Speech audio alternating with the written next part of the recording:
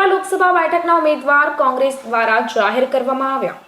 પ્રાપ્ત માહિતી અનુસાર પાદરાના પૂર્વ ધારાસભ્ય જસપાલસિંહ પઢિયારનું નામ કોંગ્રેસ દ્વારા વડોદરા લોકસભાની બેઠક પર જાહેર કરી દેવામાં આવ્યું છે।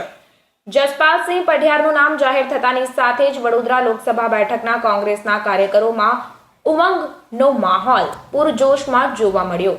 યુવા ચહેરો જસપાલસિંહ પઢિયાર તેમજ સ્વચ્છ છબી ધરાવનાર ક્ષત્રિય કોમ્યુનિટીમાંથી આવતા જસપાલસિંહ પઢિયાર વડોદરા શહેર તેમજ વડોદરા વાઘોડિયા સાવલીમાં જો જાતીય સમીકરણ આધારિત વોટ બેંક પણ ક્ષત્રિયોની વધારે હોય તેને ધ્યાનમાં લઈને કોંગ્રેસ દ્વારા મહત્વનો નિર્ણય લેવામાં આવ્યો હોય તેમ લાગી રહ્યું છે। જસપાલસિંહ પઢિયાર પોતે ધારાસભ્ય રહી ચૂક્યા છે, માટે રાજનીતિનો ખૂબ ઊંડો અનુભવ છે। વડોદરાની જનતા તેમને કેટલી જલ્દી સ્વીકારે છે તે હવે જોવાનું રહેશે। ત્યારે આવો સાંભળીએ કોંગ્રેસના તમામ મહાનુભાવો દ્વારા જસપાલસિંહ વિશે શું કહેવામાં આવ્યું। સાથે જ જસપાલસિંહ મીડિયાને સંબોધન કરીને પોતાની પ્રતિક્રિયાઓ પણ વ્યક્ત કરી હતી। રિપોર્ટર જયદીપ સોલંકી। જે રીતે વડોદરા લોકસભા સાવલી વાઘોડિયા વિધાનસભા વડોદરા શહેરના જે આગેવાનો કાર્યકરો શુભેચ્છકો મિત્રો દ્વારા એમની જ લાગણી પાર્ટી સમક્ષ વ્યક્ત કરતા પાર્ટીએ વડોદરા લોકસભા બેઠક માટે મારી પસંદગી કરી છે, તે બદલ તમામ આગેવાનો શુભેચ્છકોનો ખૂબ ખૂબ આભારી છે। પાર્ટી અને આગેવાનો શુભેચ્છકો જે મારામાં વિશ્વાસ રાખ્યો છે એ વિશ્વાસને સાર્થક કરવાના મારા પૂરેપૂરા પ્રયત્ન રહેશે। સૌ આગેવાનો સૌ શુભેચ્છક મિત્રોનો ખૂબ ખૂબ આભારી છું। કયા મુદ્દાને લઈને લોકો સમક્ષ જવાના છે? આપ બધા જ જાણો છો વડોદરા જે રીતે વડોદરાને કહેવામાં આવી રહ્યું છે, પરંતુ હાલની સ્થિતિ જોઈએ વડોદરાની તો એમના પક્ષના વડા હોય કે રાજ્યના મુખ્યમંત્રી હોય તેમના દ્વારા પણ એમને ટકોર કરવામાં આવી હતી કે ભાઈ અમદાવાદનો જ્યારે આટલો વિકાસ થતો હોય, સુરતનો આટલો વિકાસ થતો હોય તો વડોદરા શહેર કેમ પાછળ? એટલે કંઈક ને કંઈક રીતે જે લોકોએ વડોદરા શહેરના લોકોએ જેમનામાં વિશ્વાસ મૂકીને એમના આશીર્વાદ અગાઉ આપ્યા, એ લોકસભાની બાબત હોય વિધાનસભાની બાબત હોય તો એમાં એ લોકોએ કંઈક ને કંઈક રીતે વડોદરાની જનતાને સુખાકારી કરવા વધારો કરવામાં કંઈક ને કંઈક નિષ્ફળ નીવડ્યા છે। એ બાબતને લઈને અમે લોકો જનતા સમક્ષ જવાના છે। જો જનતા એમના આશીર્વાદ આપશે તો ચોક્કસપણે આ જે બધા મુદ્દા વડોદરા શહેરના કે વાઘોડિયા સાવલી વિધાનસભાના છે એને હું ચોક્કસપણે એને સોલ્વ કરવામાં હું મારા પૂરેપૂરા મારા પ્રયત્ન રહેશે। પાદરામાં જે ધારાસભ્ય તરીકે કામ કરેલું છે, લોકોમાં જે છબી છે, કામ આવશે માનો છો? જે ચોક્કસપણે પાદરાની જનતાના આશીર્વાદ ના કારણે જ આજે આ વડોદરા લોકસભાની બેઠક જે રીતની મેં પાદરામાં મારું કામ કરવાની જે મારી એ રહી છે પદ્ધતિ રહી છે એના પાદરાની જનતાનો હું ખૂબ ખૂબ આભારી છું કે એમને જે મને ગત 2017માં 20,000ની લીડથી મને જીતાડ્યો એના ભાગરૂપે જ આજે આ કોંગ્રેસ પાર્ટીએ મારામાં વિશ્વાસ મૂક્યો છે। કોંગ્રેસમાં અમુક કાર્યકર્તાઓ નારાજ છે।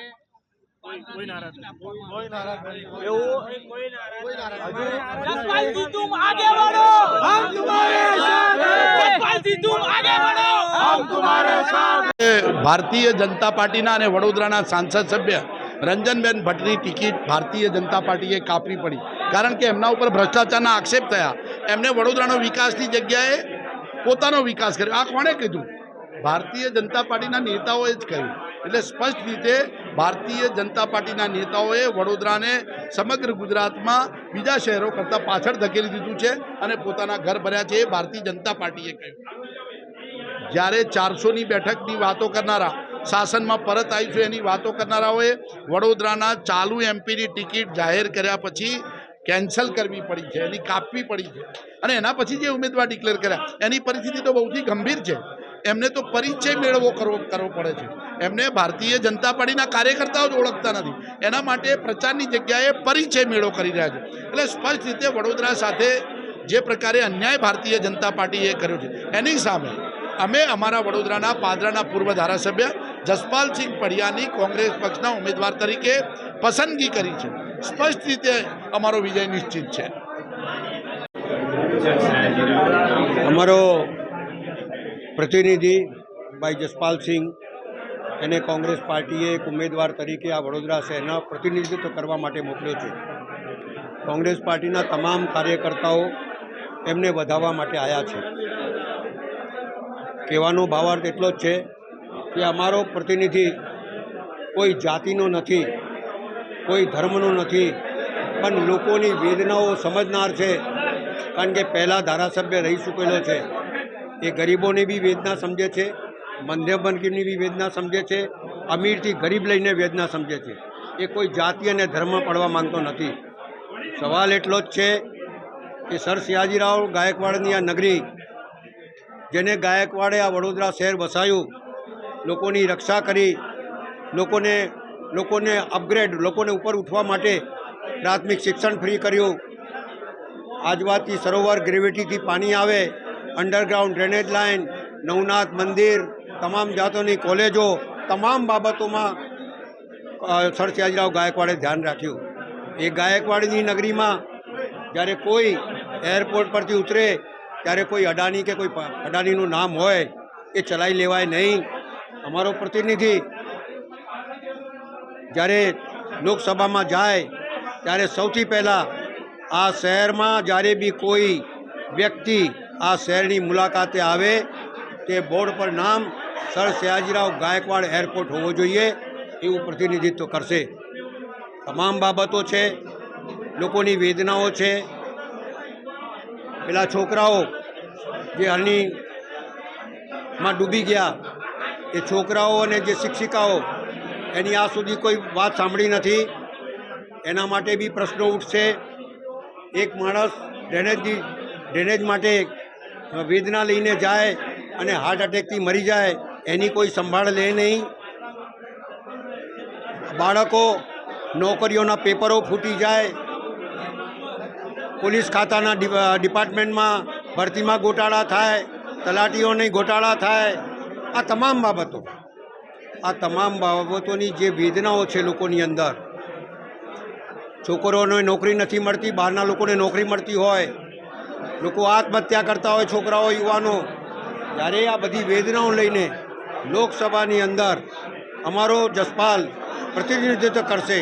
આ વડોદરા શહેરને ન્યાય મળે, છોકરાઓને ન્યાય મળે, મહિલાઓને ન્યાય મળે, તમામ વર્ગના લોકોને ન્યાય મળે તે પ્રમાણેની રજૂઆત હશે. ચાહે લોકસભા હોય, ચાહે રાજ્યસભા હોય, ચાહે કોર્પોરેશન હોય, પણ લોકોને ન્યાય માટે એ હંમેશા લડતો તમને દેખાશે.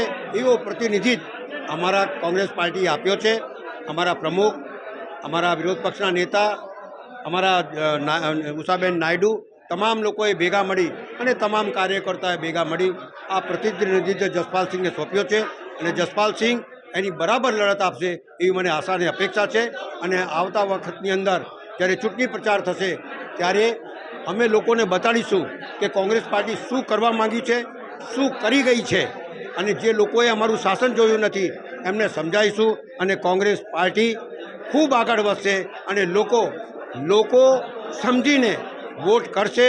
અને લાગે છે કે આ વખતે જે દુઃખી લોકો છે, જે મજબૂર લોકો છે, જે દબાઈ ગયેલા છે, બાબા સાહેબ આંબેડકરે આપેલો સંવિધાન જેને તોડવાની કોશિશ કરી રહ્યા છે, જેને દબાવવાની કોશિશ કરી રહ્યા છે, ઈડીના રેડો પડી રહ્યા છે, બધા જે ઇન્કમટેક્સના રેડો પડી રહ્યા છે, એ તમામ બાબતો લોકોની વચ્ચે લઈ જઈ અને એક મોટી લડત આપીશું. એ અમારું પ્રતિનિધિત્વ કરશે. એની સાથે સાથે તમામ કોંગ્રેસના કાર્યકર્તા જોડાશે એવી આશા અને અપેક્ષા.